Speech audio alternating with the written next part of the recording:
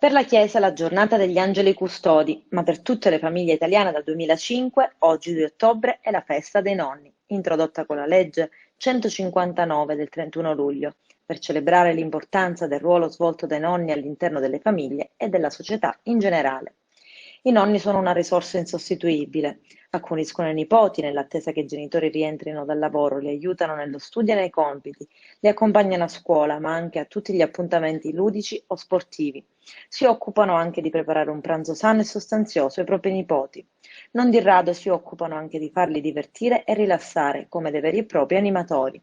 Il mestiere del nonno a tempo pieno è scandito da un ritmo spesso frenetico, che non conosce pause. La festa è stata istituita per la prima volta negli USA nel 1978 e poi introdotta nei vari paesi del mondo.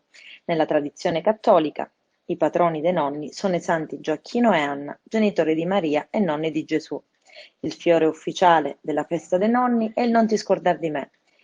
Il suo nome scientifico è Misotis, una parola greca che significa orecchie di topo. La forma della foglia. In Italia è presente in tutte le regioni con un numero variabile di specie.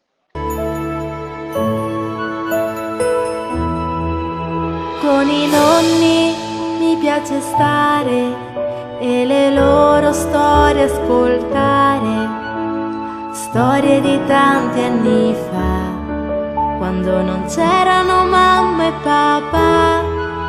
Con i nonni mi piace imparare come la terra si può coltivare e riconoscere gli odori dei frutti e degli aromi. Con i nonni mi piace uscire e vorrei che mai potesse finire di giocare insieme al parco, perché mi diverto un sacco. Nonni, vi voglio bene, stiamo sempre insieme. Nonni, che tenerezza, la vostra mano che mi accarezza.